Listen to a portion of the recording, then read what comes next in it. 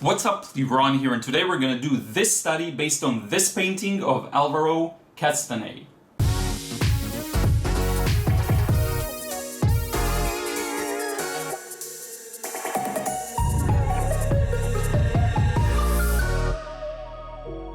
What's up, Ron here. Thank you for joining me in another video. A while back I did a video showing me turning a Joseph Zbukvic painting into a pen sketch. And back then I said that I'm going to turn this into a series where this is the next episode in that series. Finally we got to that. So here's the painting, the final result that is upside down. Here it is. Now, it took me some time to get to this particular one because there are several series now running in the channel. There's the Paint Show and Painting Masters and just a lot of them. So with 4 videos a week, I find it hard to put all of them in every week. Then there's Business Monday. So I'm trying to do to continue all of the series. They just are going to be more stretched out, okay? But in any case, I really hope you enjoy this one. If you love pen sketching and things like this, then this is really the video for you. And I think it's interesting to do a master study based on a painting. Turning it into a pen is a big challenge because I have to drop the paint. There's no colors in there. I have to see how he interpreted things and then try and do that using my own medium. So I think it's a good challenge to do and a good way of training yourself to observe reality, maybe through someone else's lenses, and then improve it and find your own, okay? So I really hope you enjoy this one. If you want to learn how to draw like that or sketch like that based on image reference, photo reference, or real life, be sure to check out my beginner's drawing course in the description box below. And with that being said, let's jump into the process. Okay, so I'm starting out just with the outline, and it's funny because in the past I would just jump straight into sketches and won't create any outline. But then the more I learned about the rules of composition, I actually learned how important it is to have something that defines the edges so that you can better see where everything sits. Everything you see in this part of the video is about double speed, okay? I didn't want you to sit through very lengthy preparation in the drawing because the composition is more important than the actual technique. So you see me here and there measure. This was about a third from the top, so I'm kind of measuring over the reference photo, trying to place everything in the right area and to be roughly accurate. It doesn't have to be exactly the same, and in fact it will never be exactly the same, and I'm actually translating it to a different medium, so it's not going to be the same at all. But to have it somewhere in there, that's important, okay? So the main things I'm looking at are the buildings. Where does one building begin and another one ends? You see, this dome should be taller, maybe a bit taller than the dome on the left, and I missed that, and that's fine. Did some perspective lines, and you saw I had to redo them, so it takes a bit of time to build everything up like that.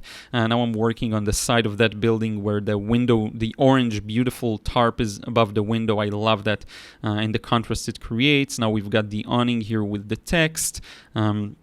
And you can see I'm slowly building things up using very gentle pencil lines. Sometimes you see me do the spontaneous sketching where I don't use any pencil guidelines, and I do that, and I show that in some of my courses as well, and it's nice, and it's a nice trick kind of thing. But to be fair, when you want to draw such a complex scene, you sometimes can't just go for it. You may get an accurate result, but the overall composition won't be there, and you will find out that you didn't leave enough space for something, or you left too much space for something else.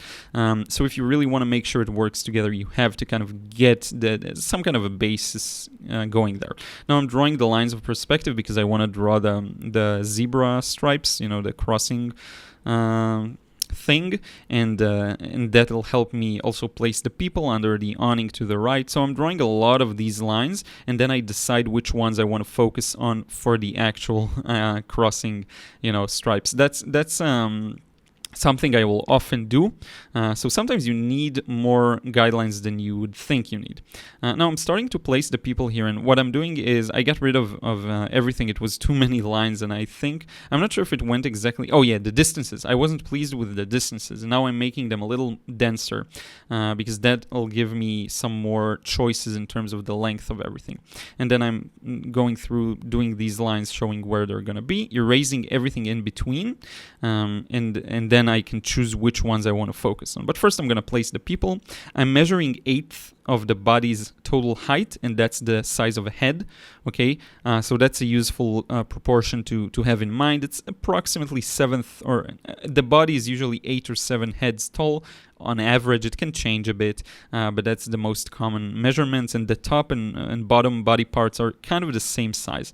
I sketched the people because I don't want to go into too many details just yet. Okay. By the way, near the end of this video, I'll show you I also did a painting version of this painting, meaning I just tried and recreate it, and I'm very pleased with how it turned out. I didn't record the process, but I'm going to share it later on, so I hope you'll like that as well. So now I'm trying to get the perspective to look right. Some of my lines aren't perfect, and I'm going to correct it later on, but that's fine. Also, there is a bit of skewing again because of the camera. I was asked about it, and I will try and fix it. The only problem is the camera arm isn't long enough to reach closer to me so that it's actually above, and even when it's directly above the paper, it's not that comfortable for me because it feels like it's in my face, which is why I put it at a slight angle like that, and hopefully you'll forgive me for that. In the end, I always show you the result as it looks in a more natural angle, I guess. So anyway, now I'm starting to add the indication of where some of the shadows and the light is going to come in a moment. And once I have enough information to go by, I just go for it and start sketching with the pen. And this is my favorite part. It's very freeing for me. Pen is a medium that just comes really naturally to me. And I always say this, drawing didn't come naturally for me. I had to practice it. I had a natural inclination to try it because I enjoyed it, but it didn't, sorry, I don't know what's up with my voice today, but I didn't have a natural gift for it. And regarding pen, for some reason, it just feels so natural. Watercolor was the same as pencil. It doesn't come naturally to me. I had to work really hard to get to where I am. And this is the fun part about documenting what I'm doing and showing you a lot of the stages. I can just tell you, go back to a video about, 2 years ago and see the results there, and you'll notice a huge difference. So I can do that, which is really nice. Allows me to brag a little more because I do feel like I'm in a good spot right now. But anyway, pen is so natural and flowy and easygoing for me for some odd reason, whatever. Everyone's gifted in different areas.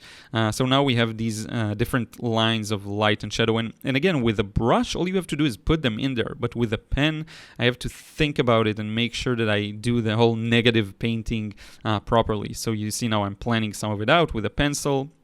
Making sure I get the shapes to look as they look to me, at least as they appear to me in the painting. This is one area where I felt like I could have done a much better job, but so be it. That happens. As long as the overall message goes through, that's what's most important to me. Everything you see now once again is double speed. Later on, when I get to the cross-hatching stage, which is very repetitive, I'm going to increase it up to 10 times the speed, okay? And you'll see it'll look really good, and I think you'll enjoy it. By the way, I posted a few videos on IGTV, which is the new app of Instagram. If you check them out, I would be really thankful if you let me know what you think here or there.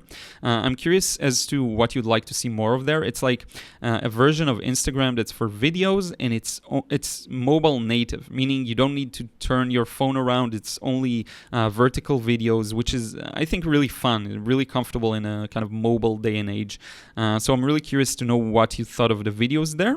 You can see it through Instagram as well. If you go to my Instagram account, there's an IGTV button next to the stories. And also what you think of what you would like to see more of there, because I'm really trying to expand my reach to the audiences that are on Instagram. Okay, so if you could let me know, that'll be awesome. So now I'm sketching the cars and the buses there, being very gentle with them. I don't want to mess it up. Now I forgot to move the camera, so I will rearrange it once again. And here I can choose which stripes to focus on and disregard the rest, okay? Now I want to be rather gentle when I'm drawing them, so I decided to ditch the pen and go with the pencil. There's a good reason for that. I want them to pop due to negative cross-hatching, meaning I'll cross-hatch the area around them and not by their outlines, okay, if that makes sense. because many times when you look at real life, you don't have any lines at all. There's no lines. It's funny. If there were lines, it would be so much easier to draw, but there aren't any outlines, there aren't any contour lines, there's nothing, there's just reality. And the more you can preserve that feeling, the better it can be. Of course, it depends on your style and on many other factors, but if you're striving for some level of realism, it can help. So now I'm putting in the people there. Again, very light and rough kind of with the details, maybe even too much, but that's fine. I'm not worried about it too much. It's the whole contrast and the shadow behind them that will really make them pop and look great. So now I'm just adding a bit of a frame. I had a frame, but it was pencil-based, and now I want to really see it properly. And we are past the, I guess, hard stage of really drawing most of the details, and now we can start cross-hatching. Of course, nothing is really easy. It takes work, but we're past the stage where you actually have to measure and to try really hard to get the proportions right. So what I'm doing now is covering everything aside from the highlights with this initial kind of wash of pen. And the only highlights I'm leaving are for the building at the back, some of the signs, the bus there. I'm gonna soon dump all the highlights there and darken it up. But basically, this is like a very first wash. Now, later on, I will need to darken some areas of that because it's a little too light, and it's a fault of mine that I'm aware of. I sometimes go too light with the first layer of cross-hatching with the pen, and that's fine. I'm improving it. I'm aware of it, so I just know I should go back and darken some things up. Because what happens is sometimes you end up with a drawing that's very duotone, so you only have very dark darks and very light lights, which is fine if that's the style you're aiming for, but I do aim to imitate the values I see. So if I have a building that's gray and not black but not white, I want to get that grayness properly. And if it's too light and you can barely see the difference, it's not good enough for me. So I'm trying to correct it. So I'm just going over it. Everything that I see that should be dark, like black, I cross-hatch heavily, and everything that should be medium, I try to leave medium, and the light I just avoid. And this is all there is to this stage, really, and it's all about getting the values right. As long as you get, just like drawing, just like painting, sorry, it's the same thing.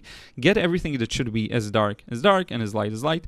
The only difference is that now I'm basing this off of someone else's interpretation of the scene. Okay, so that's important to take into consideration, because I'm not doing this out of my own imagination or out of a real scene. So it's like second-hand impression, if that makes any sense. I hope it does. And second-hand impression has its advantages and disadvantages, as always. Just like with the painting I did of John Yardley's painting, it's you've got the interpretation of a really talented artist, and on top of that, you build something that's a little different. But hopefully, this is starting to come together slowly. Actually, until I get the really darks and all of the punchy contrast that's necessary, you won't see everything. It'll take some time for the image to be built in your mind, but hopefully we'll get there. Now the people, this is one of my favorite parts. I think this really brings out the beauty in this scene, as you'll soon see. I'm adding an initial shadow to all of them, and I forgot the floor there, so I'm adding that as well. And then I'll darken some things a little more, adding that suit to the person. There's some details of the bicycle that it appears like he's riding.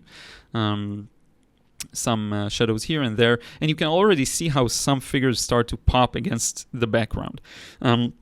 If you can't see this, you can take a step back or, move the screen a bit, and you will be able to move the phone wherever you're watching this. If you're watching this on the phone, you can probably notice it, by the way, because it's smaller to begin with.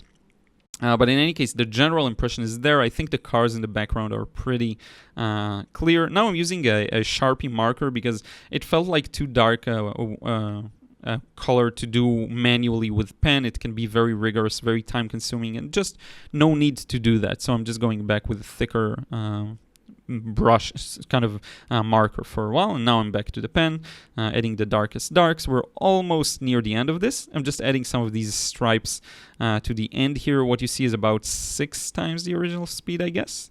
And yeah, in just a few moments, I'm going to show you the final result. I really hope you enjoyed this process. It's definitely been a fun one for me. I'm going to show you both this final result of the sketch and the final result of the painting that I later on did. And I think it's interesting seeing these side by side. So I'm just making sure everything is as dark as it should be. And here is the final result of the sketch Hopefully it reads well, and here are the two together with the painting. Okay, so I'm pretty much done here. I just want to give you a final look at the entire thing. This has been, as I mentioned, a real challenge, and this is partially why I chose this scene. I knew that it's not going to be a picnic.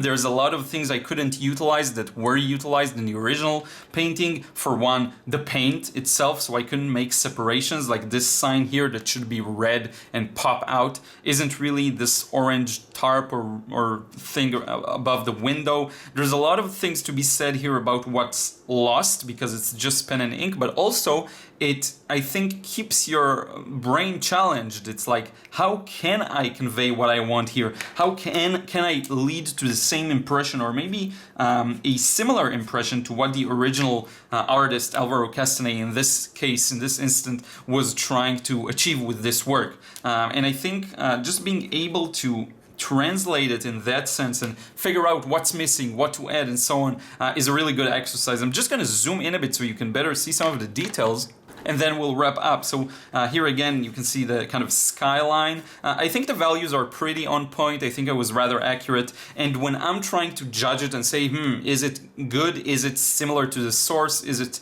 similar in what it should be similar, I literally judge myself by the values. I look at the drawing, of course, if it's accurate, but the values. Is this dark as it should be? Is this wall dark as it should be? Is this window? Everything. So here it is, and when we're moving down, we're getting to the real complex part, which is the people. I think I preserved some nice highlights here at the top. I think this works really well. There are some things that I think I should darken down that may pop a little too much, like this. All of these whites aren't really white, so I'm gonna just try and push them down here, and you can see this in live. When something looks detached from the scene, usually it's because it is too light. Okay, that's true for painting as well. And once you kind of darken it a little bit, notice how, just like magic, it makes the things that should pop, like this highlight here and these highlights, but then it feels anchored into the scene. This is also why cast shadows under objects help. So in any case, this is it. I hope this gives you a good view of it. Here's the little sign I was just mentioning.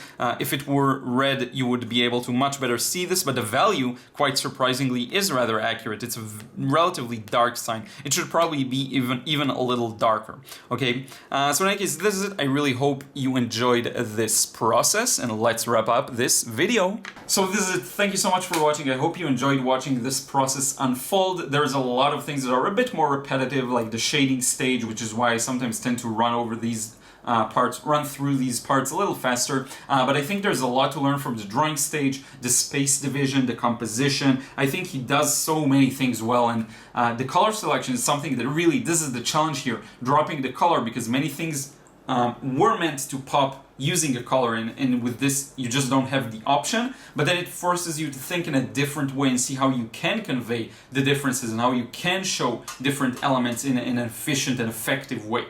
So I really hope you enjoyed seeing this translation. I really hope to do more of these videos. Again, there's just so many series that it all stretches out, but I am continuing all of them. Okay, so now with this second video in the series, this officially turns into a series, actually. So I'm pretty pleased about that. Again, if you want to learn how to sketch like this using pen, be sure to check out my beginner's drawing course. Link in the description box below. It's always the first link because that's the most important thing I can offer you. I think it's really good, especially if you want to sketch this kind of style that can rely on pen a lot, and it is more fun to go direct and immediate and just portray what you see. If you love sketching, that's especially true. If you love urban sketching, then it will surely help you, so definitely check that out. There's a really nice view out the window. And with that being said, thank you so much for watching. Be sure to subscribe if you still haven't, and hit the bell button to receive notifications for new vids, and I will see you again in another vid real soon.